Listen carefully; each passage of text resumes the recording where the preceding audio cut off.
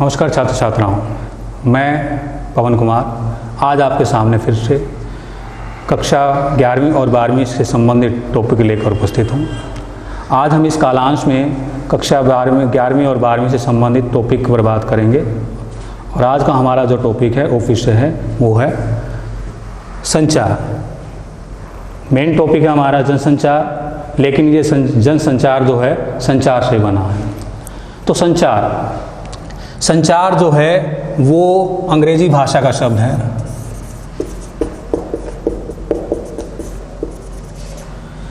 इसका मतलब होता है कम्युनिकेट।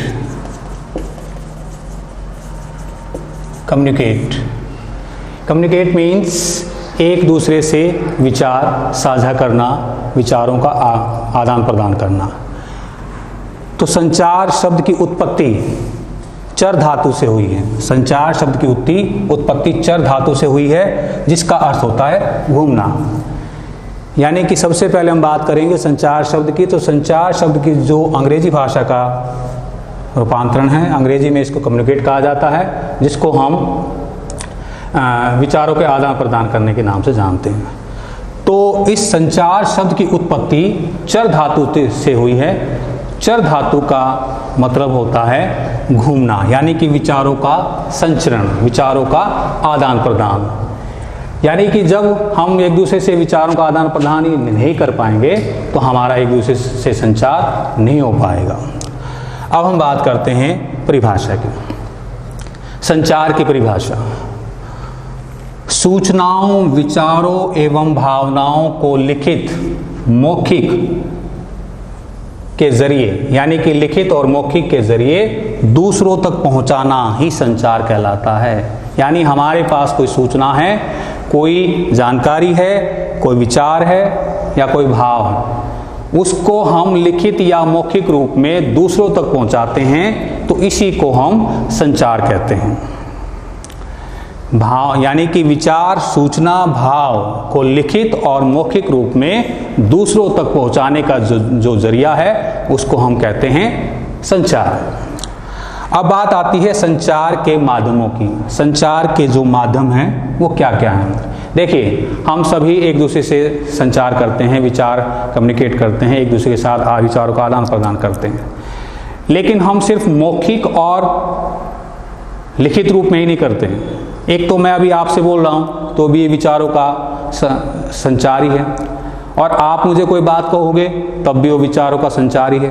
तो लेकिन इसके अलावा भी कुछ और माध्यम हैं जिनके द्वारा हम कोई सूचना, कोई जानकारी, कोई विचार जान सकते हैं और उनको अपना विचार दे सकते हैं। तो हम उनको संचार के माध्यम के रूप में जानेंगे। वो संचार के माध्यम कौन कौन से हैं?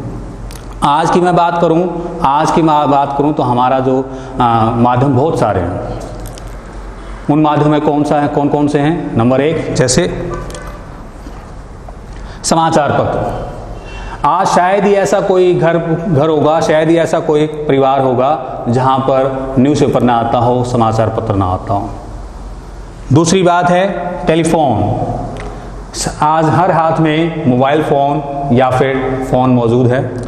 रेडियो, हाँ, ये हम कहेंगे कि रेडियो जो है वो एक पुराना रूप है, आज प्रचलन में नहीं है, लेकिन ये भी एक संचार का माध्यम ही है।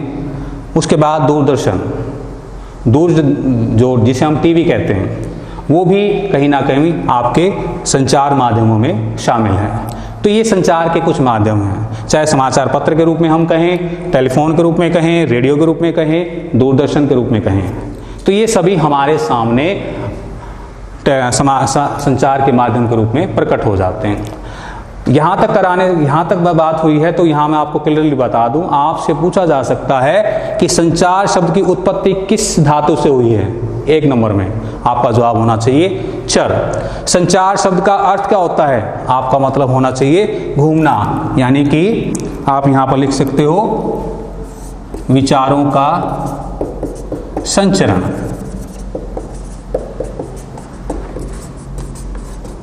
विचारों का संचरण, ये भी आप लिख सकते हो। इसके बाद हम बात करते हैं कि संचार की जो परिभाषा है, डेफिनेशन है, उसके बारे में बताइए। संचार की परिभाषा आपके सामने यहाँ पर क्लियर कर दी गई है कि सूचनाओं, विचारों, भावनाओं को लिखित और मौखिक रूप में एक दूसरे तक पहुँचाना ही संचार कहलाता है। और इसके बाद हमने संचार के माध्यमों की बात की। देखिए यहाँ पर जो 5 नंबर के क्वेश्चन आएंगे वो आपके 1-1 नंबर के क्वेश्चन आएंगे, वस्तुनिष्ठ प्रश्न उत्तर हैं, लेकिन ये टॉपिक आपको समझना ज़रूरी है क्योंकि इससे पहले जब 10th क्लास की हम बात करते हैं, 10th क्लास में ऐसा कुछ भी नहीं है। ये 11th क्लास के लिए बिल्कुल नया टॉपिक है। हाँ, 12th क्लास के जो बच्चे हैं वो ज़रूर आप ये कह सकते हैं उन्होंने +1 में पढ़ा हुआ है, लेकिन +1 के लिए ये एक नया टॉपिक है, उनको थोड़ा ध्यान देने की और अधिक आवश्यकता है। 1-1 नंबर के क्वेश्चन पूछे जाएंगे। समाचार माध्यमों के बाद हम बात करते हैं संचार के तत्व। सबसे प्रमुख बात है, मुख्य बात है संचार के तत्व। संचार के तत्वों की बात करते हैं, सबसे पहले होता है संचारक। इट मीन्स स्रोत। संचारक मीन संचार करने वाला। उसके बाद हम बात करते हैं संदेश का कूटीकरण, जिसको हम एनकोडिंग के नाम से भी जानते हैं। एनकोडिंग, आपके सामने यदि एनकोडिंग पूछा जाए तब भी वही बात होगी, और यदि कूटीकरण पूछा जाए तब भी वही बात होगी। एनकोडिंग और कूटीकरण में आप संदेह मत रखिए कि ये दोनों अलग अलग हैं, ये बल्कि एक ही हैं। ध्यान रहे, एनकोडिंग या कूटीकरण। अब इसके बाद हम बात करते हैं कूटवाचन।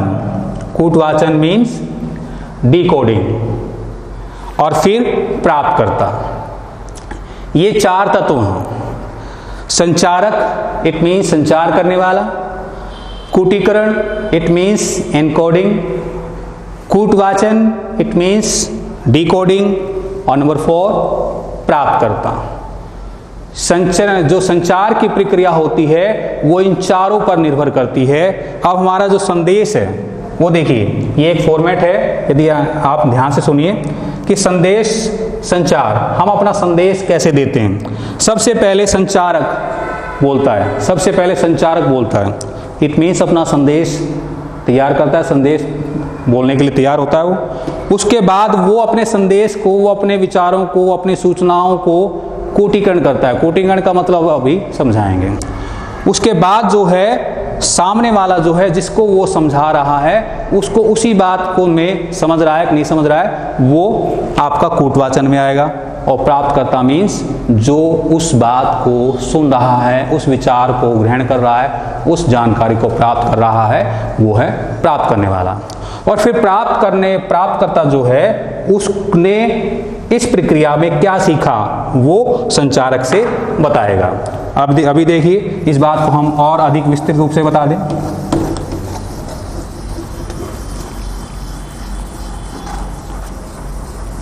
देखिए, अभी हमने बात की थी संचारक की, हमने बात की थी संचारक की। संचारक, अब संचारक, अब यहीं की बात कर लेते हैं। संचारक यहां पर कौन है? मैं हूं। मुझे अपनी कोई बात, अपनी कोई जानकारी, अपनी कोई सूचना आप तक पहुंचानी, तो यहां संदेश देने वाला मैं हूं, तो मैं क्या हो गया? संचारक। उसके बाद हम बात करते हैं आप सभी क्या बन गए? आप सभी यहां पर बन गए क्या? यानी कि इसके बाद आएगा आपका कूटीकरण।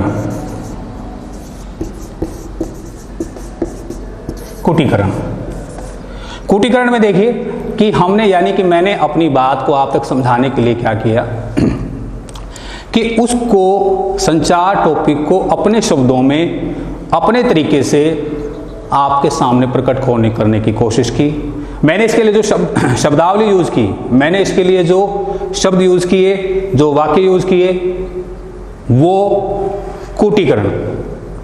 और आपने फिर उसी बात को, यानी कि जो मैंने समझाया उसी बात को आप उसी रूप में समझे, ये कूटवाचन। और फिर यहाँ प्राप्तकर्ता मीन्स आप, यहाँ आप आ गए। सीधी सी बात है, घुमाने वाली कोई बात ही नहीं है। मैं संचारक, आप सुनने वाले यानी प्राप्तकर्ता। हमने दो बीच में यूज किए, कूटीकरण और कूटवाचन। कूटीकरण मीन्स आपने आर्मी में देखा होगा, आर्मी के जिनके पेरेंट्स आर्मी में हैं या देखा होगा आपने कभी, कि वो उनके कुछ कोड वर्ड होते हैं, उनका कुछ भी ऑपरेशन होता है तो वो कोड वर्ड के माध्यम से होता है। उस कोड वर्ड को या तो वो व्यक्ति समझ पाता है जो ऑपरेशन को संचालित करता है, या फिर वो व्यक्ति ही जान पाता है जो इससे संबंधित होता है। ठीक उसी तरीके से मैंने जो आपको बात बताई और आपने मैंने जो बात बताई, जिस तरीके से बताए, जिन शब्दों के द्वारा बताए, जिन वाक्यों के द्वारा बताए, आपने भी वो बात उसी रूप में समझी, उसी ध्वनि प्रतीकों के माध्यम से, उन्हीं शब्दों के माध्यम से सीखी, तो वो कूटवाचन। कूटीकरण उस बात को ध्वनि प्रतीकों के रूप में बांधना, ध्वनि चिन्हों के रूप में बांधना, शब्दों के द्वारा उसको प्रकट करना। कूटवाचन और कूटीकरण और उन्हीं शब्दों के द्वारा उस बात को समझना, कूटवाचन, और आपको क्या प्राप्त करता। इसके बारे में हम ये एक एक नंबर के क्वेश्चन में आ सकता है कि कूटवाचन किसे कहते हैं, संचार किसे कहते हैं, और यहाँ पर कूटीकरण किसे कहते हैं, और प्राप्तकर्ता कौन होता है, प्राप्तकर्ता कौन होता है, ये भी आपको पता होना चाहिए। तो यहाँ पर चारों चीजें क्लियर हो चुकी है। संचारक कौन है, कूटीकरण क्या है, कूटवाचन क्या है, और प्राप्त करने वाला कौन है। अब इसके बाद हम बात करते हैं फीडबैक, जिसको हम प्रतिक्रिया कहते हैं। प्रतिक्रिया यानी कि मैंने आपको जो बात बताई, आपने वो बात सीखी और मैंने आपसे पूछा कि बताइए संचार क्या है। यदि आपको बात समझ में आ गई, संचार की डेफिनेशन समझ में आ गई, तो वो आप बखूबी बता सकते हो, आसानी से बता सकते हो। इसको हम क्या कहेंगे, इसको हम फीडबैक कहेंगे। यानी कि जो कुछ आपको बताया गया उससे आपने क्या सीखा, और सीखने के बाद आप उसको कितना बता सकते हो, उतना उसको कितना स्पष्ट कर सकते हो, ये है फीडबैक, जिसको हम प्रतिक्रिया के नाम से जानते हैं। फिर से सुन लीजिए, फीडबैक का मतलब होता है कि जो कुछ हमने सीखा उस सीखे हुए को अपने शब्दों में बयां करना, ये होता है आपका फीडबैक। उम्मीद करता हूं कि आपको यहां तक क्लियर हुआ होगा। सबसे पहले हमने संचार की शब्द की उत्पत्ति की बात की, किस धातु से हुई है उसके अर्थ की बात की, फिर उसके डेफिनेशन की बात की, उसके बाद हमने यहाँ पर संचार के माध्यम की बात की, उसके बाद हमने यहाँ पर संचार के तत्वों की बात की जो कि मुख्य हैं, सबसे मेन है यहाँ पर संचार के तत्व।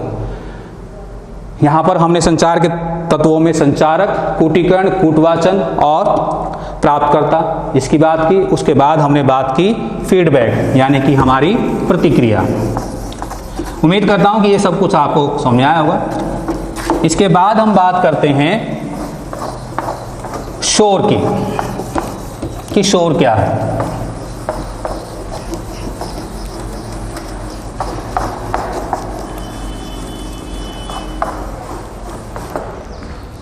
देखिए शोर क्या है।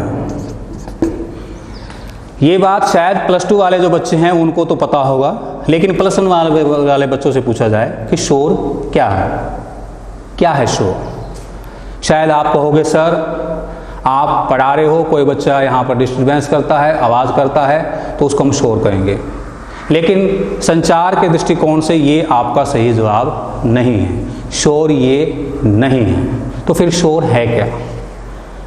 शोर को जानने के लिए हमें यहाँ पर एक डेफिनेशन पर ध्यान केंद्रित करना पड़ेगा। वो डेफिनेशन क्या है? संचार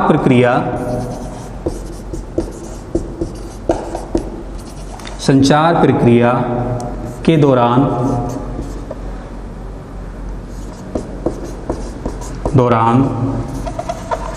उत्पन्न होने वाली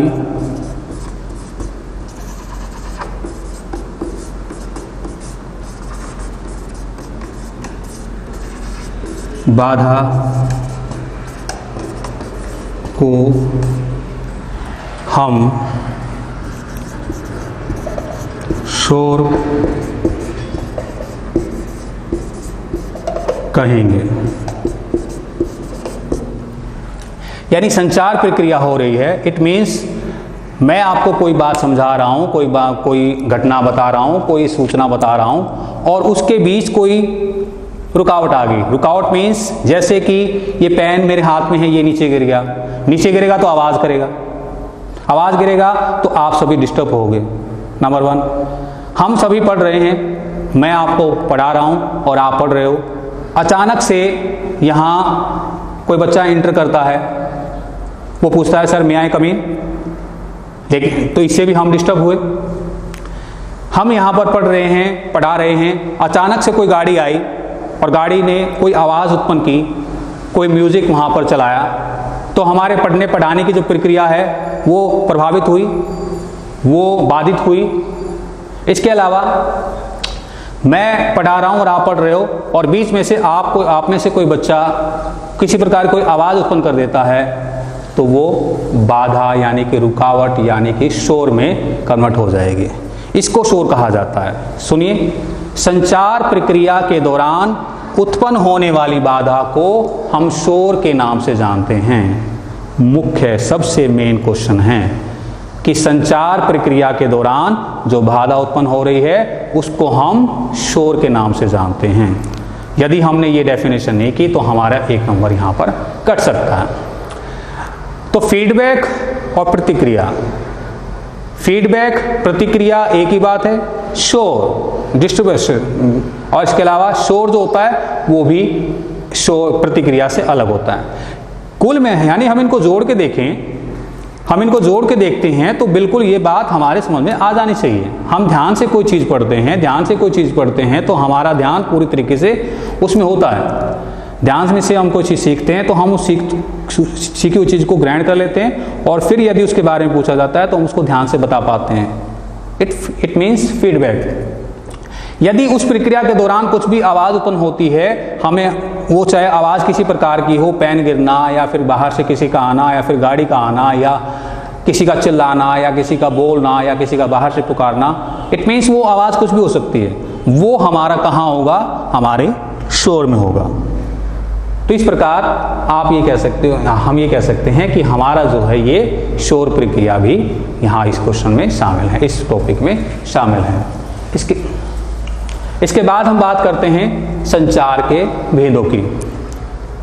संचार के भेद जो हैं वो आपके सामने 6 आएंगे। संचार के जो भेद वो कौन कौन से होंगे, आज यहाँ पर सबसे पहले हम नाम लिख देते हैं। मौखिक संचार, नंबर 2 लिखित संचार, नंबर 3 अंतःवैयक्तिक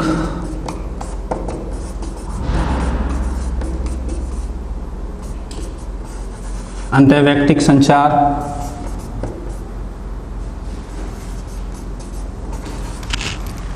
अंतःवैयक्तिक संचार।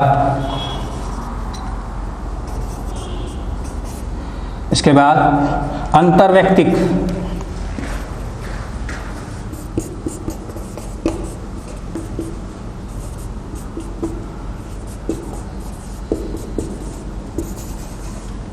संचार, समूह संचार और अंत में है जनसंचार।